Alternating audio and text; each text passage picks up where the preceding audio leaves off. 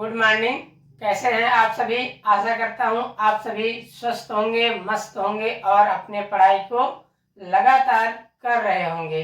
तो चलिए आज हम लेकर के आए हैं कक्षा 10वीं का प्रश्नावली 1.1 में जो 5वां सवाल था हमारा, उसको हम देखते हैं क्या लिखा है। आइए जांच कीजिए कि क्या किसी प्राकृतिक संख्या n के लिए संख्या 6 की घात n अंक 0 पर समाप्त हो सकती है।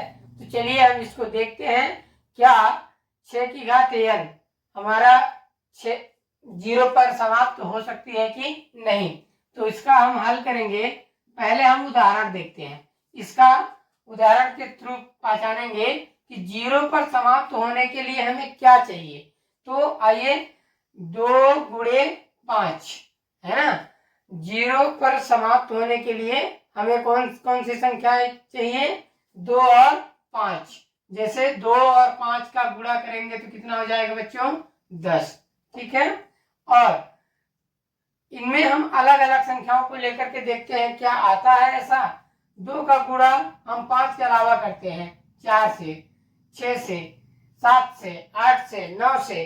तो क्या हमारा 0 आएगा? इकाई अंक 0 पर समाप्त होगा। देखते हैं 4 दूनी 8, मतलब 2 को हमेशा 5 चाहिए और 5 को हमेशा 2 चाहिए, तभी जाकर के वो 5 दूनी 10 प्राप्त होगा। इकाई अंक क्या 0 पर समाप्त होगा, है ना।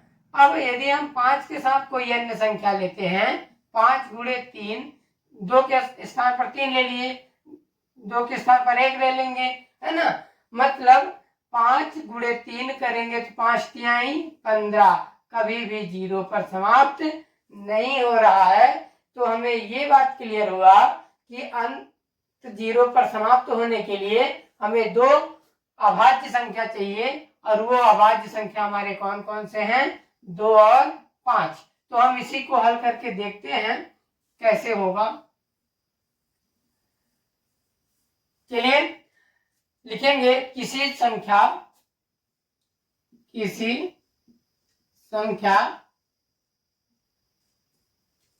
n के लिए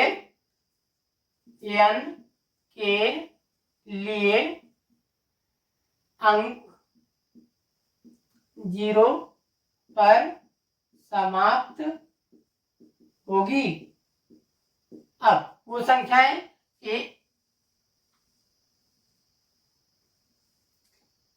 यहाँ n बराबर हम क्या लेंगे बच्चों? 1, 2, 3, 4, 5, ये अनंत संख्याएं ले सकती है। n बराबर नेचुरल नंबर, ठीक है। तो n का मान हमने पता किया। n बराबर क्या होगा? 1, 2, 3, 4, 5, 6, 7, है ना। तो अब हम 6 की घात n को क्या लिख सकते हैं? 6 की घात n को हमें 0 पर समाप्त करने के लिए हम इसको गुणनखंड के रूप में लिखेंगे। तो क्या हो जाएगा? 2 गुणे 3 की घात n, है ना। 6 का हमने गुणनखंड कर दिया 2 गुणे 3, और इसका पावर n था तो पावर हमने n कर दिया। अब इसको हल करेंगे, क्या हो जाएगा? 2 की घात n गुणे 3 की घात n।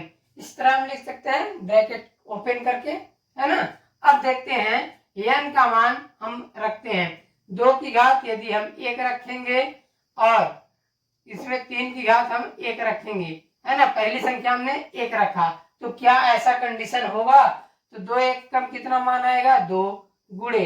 अभी हम इसको एग्जाम्पल देखते हैं। तो एग्जाम्पल में पहला संख्या हमने 1 उठाया और n के स्थान पर 1 और 1 रख दिया। इसको हम प्रूव करते हैं। तो 2 1 कम 2, 3 1 कम 3, कितना आएगा बच्चों? 6 आएगा। अब 1 रखने पर तो 0 अंक समाप्त पर नहीं हुई, ठीक है। अब क्या रखेंगे? 2, तो 2 की घात 2 गुणे 3 की घात 2, ये कितना मान देगा?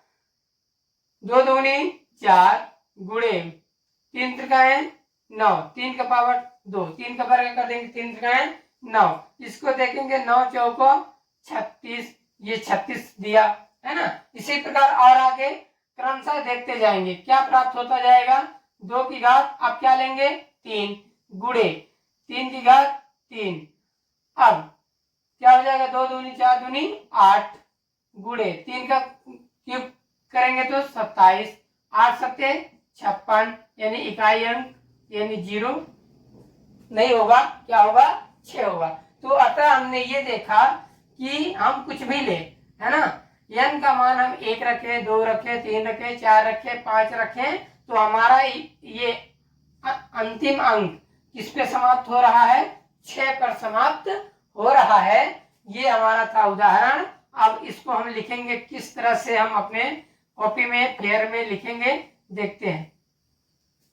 तो इसको लिखेंगे क्या हो जाएगा, क्योंकि क्या 6 की घात n में अभाज्य गुणनखंड अभाज्य गुणनखंड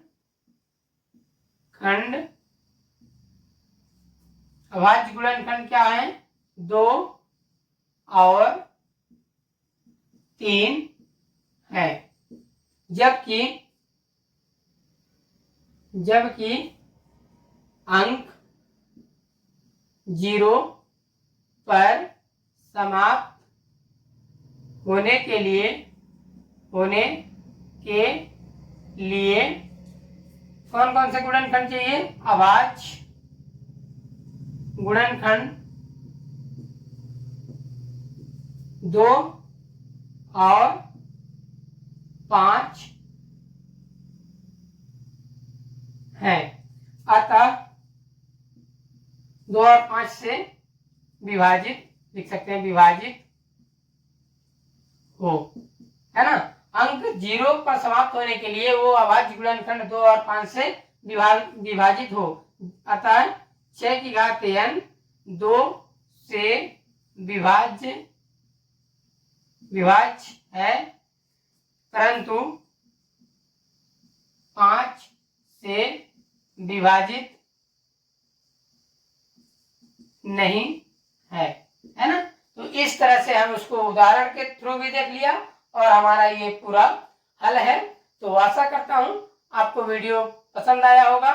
तो यदि आप हमारे चैनल पे नए हैं तो चैनल को जरूर सब्सक्राइब करिएगा और एक